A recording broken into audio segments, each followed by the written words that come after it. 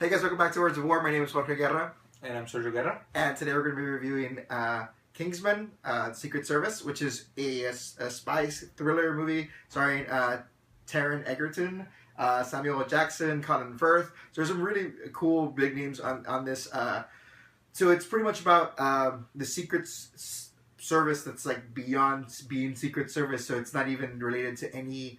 even though it's based off of in England, it's not really related to any kind of really power or like a country. But so it's this huge spy network, this little spy network that's based there in England, and it's just the story of this kind of regular kid who's ends up getting caught in that little thing, and you see him being a recruit for them and going through that kind of like it's that. That story of like the guy from the hood becoming better. So Colin Firth is kind of like his Obi-Wan pretty much, and Samuel Jackson plays the bad guy in it. So it's just a really cool spy thriller. But what did you think about it? I liked this movie. I thought it was really fun all the way through.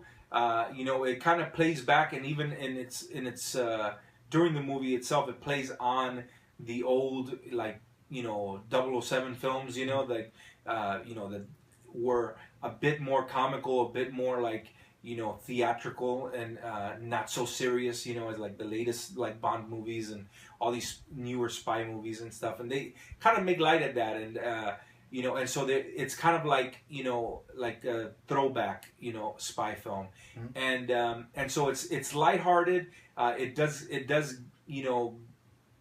It does actually have a pretty good amount of action, and it's really well shot. It's very, really cool, intricate shots and fight scenes.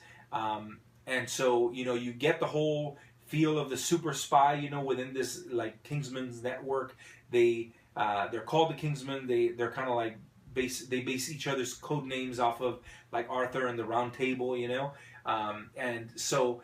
It was really fun to see that.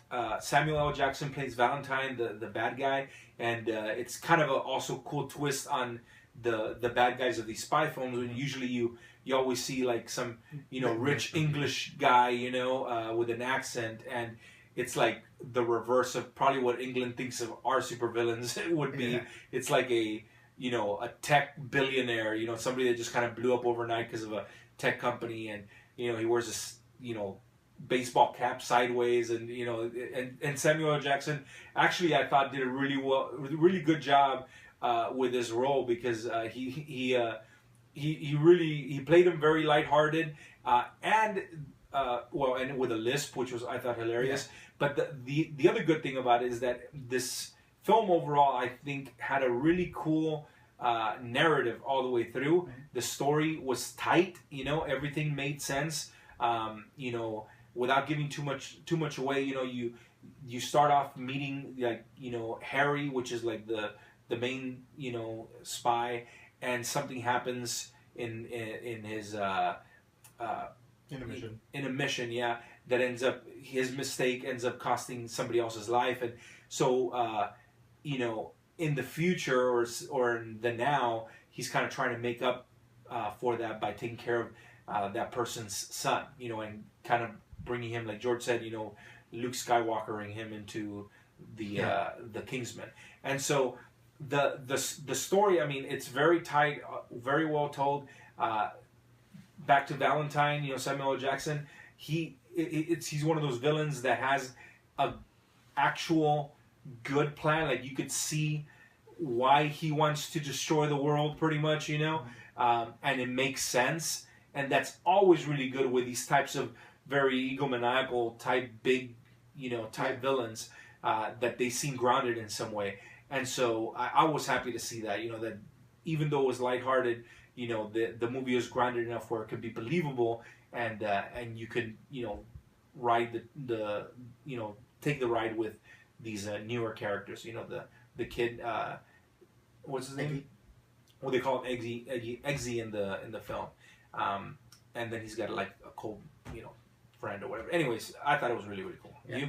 I too thought this was really cool. In fact, while I was watching the movie, which is really funny, I was like, man, this is really cool because I think Bond and all these Jason Bourne, they're cool movies, but they've so left this kind of like void in my little kid heart of like, you know, of those old Bond movies with like the big bad guys, you know, like that's where things like Austin Powers came from with, you know, like those over exaggerated characters, you know, and it's like, and those were fun movies. I mean, you just sit there and have fun with them. And I was thinking in my head, I was like, man, this is really filling that hole of like of what Bond has left behind, like what it doesn't do anymore. And then they made a joke about it in the movie, which was really cool. But it's very well grounded in the story, like Sergio said, and I think it does lend to the groundedness of it when you can see why the bad guy's doing the things he's doing and go like, well, I can see why you would think that, but it's still kind of crazy, you know. So that extremely helped. Everybody in this was really good. I thought it was super cool seeing Colin Firth as like this badass, because like mostly even in his like regular roles he plays this very posh kind of English man, and so you totally buy that from him, and then all of a sudden you flip a switch and he's like this total badass, and it totally worked. And like the action sequences were super cool. It's kind of reminiscent like of like Edgar Wright shooting, but it was super cool, like just the way they did the fight sequences. There is a couple of sequences in there that just completely and utterly show you how badass these guys are, and so it really did a good job of transporting you to that world, because even from the very beginning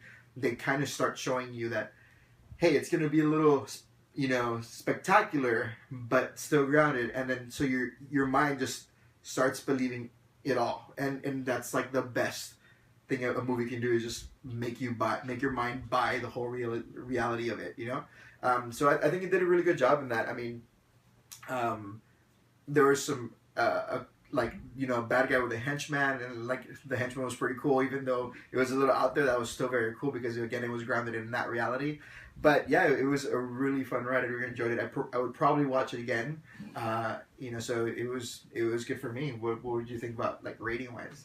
I would rate this film a strong 8 because like everything we just talked about, and I don't know, like, you know, when I'm sure there's some kids that are watching this film, and I don't know if they're gonna get that whole sense of like, oh, I want to be a spy someday or whatever, you know, that you kind of get when you're a kid and you watch movies. You want to be a cowboy, or you want to be an astronaut or whatever, you know.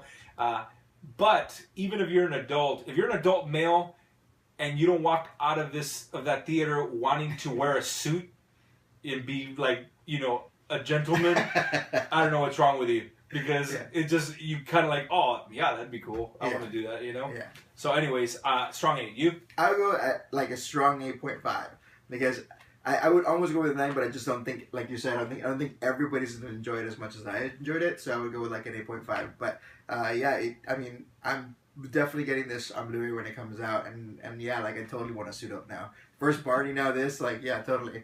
But yeah, I mean, like, if you watch this, let us know what you thought. If you're a fan of the old Bond films, tell us how you thought it kind of relates to that. I mean, I thought it was fun.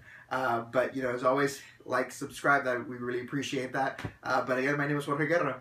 And I'm Sergio Guerra. And y'all have a good one. Bye.